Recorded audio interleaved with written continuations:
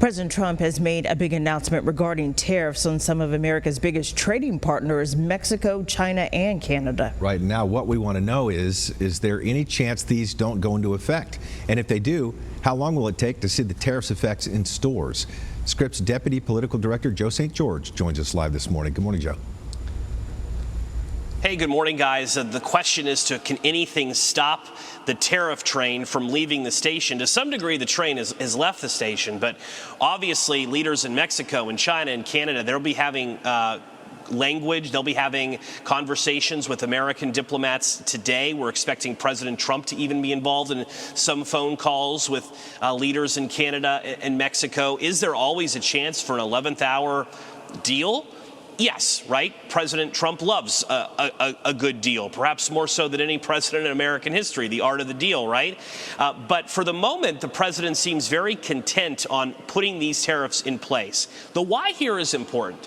He's doing this because he believes that fentanyl overdoses, drug trafficking has gotten out of control, and that Mexico, Canada, and China all play a unique role in it. Now, Canada attempted to thwart off these tariffs a few weeks ago by announcing new border policies, but clearly none of that is impressing President Donald Trump. We're always looking out for how Washington policies impact you and your family waking up in Chesterfield or Henrico or city of Richmond.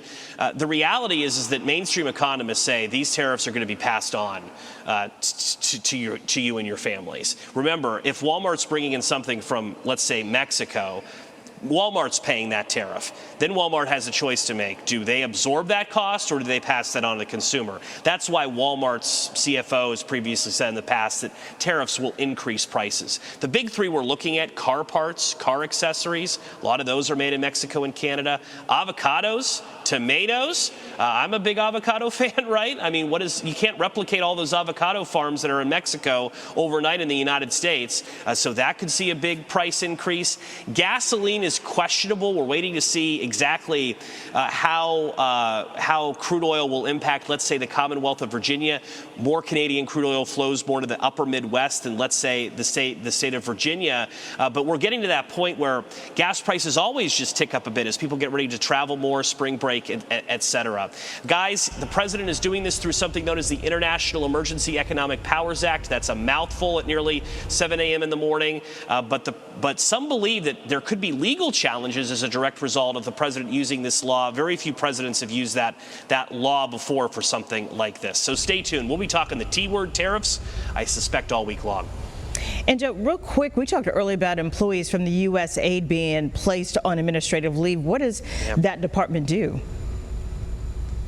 Yeah, so this was founded back in President John F. Kennedy administration. It's meant to be really a humanitarian arm of the United States government to give aid and assistance around the globe. Elon Musk over the weekend taking to social media saying that they're effectively killing off the organization. The social media sites went dark. The website went dark over the weekend. Congress is fuming. They're saying presidents can't just shut off agencies and departments like this on their own. But here we go, another effort by Musk and Trump to do radical change. Again, on this front, look for another possible lawsuit. Do you sense the rhythm? Trump does something, possible lawsuit. This thing is going to be a big battle in the courts, I suspect. All right. Joe St. George, thank you for joining us.